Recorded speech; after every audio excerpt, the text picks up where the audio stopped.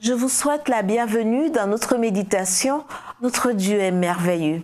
Le titre est « Le bon ordre des priorités ».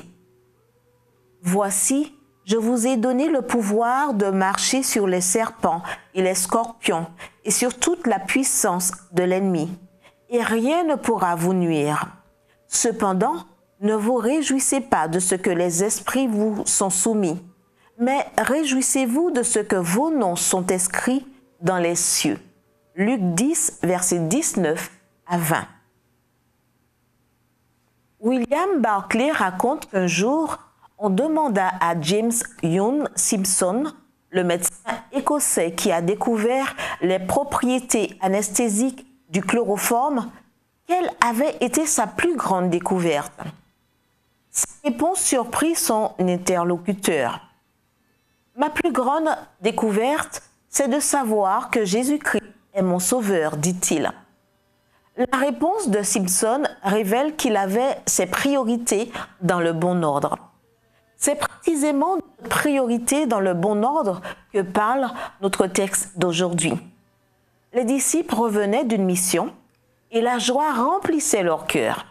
Quand ils dirent que même les démons se soumettaient au nom du Christ, Jésus leur dit « Cependant, ne vous réjouissez pas de ce que les esprits vous sont soumis, mais réjouissez-vous de ce que vos noms sont inscrits dans les cieux. » Luc 10, verset 20.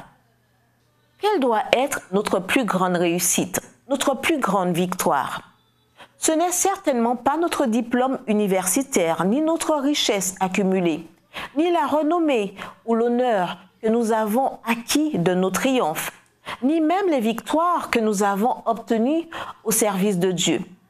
Comme l'a exprimé Jésus lui-même, il n'y a rien dans ce monde qui puisse surpasser la joie de savoir que nos noms sont inscrits dans le royaume des cieux.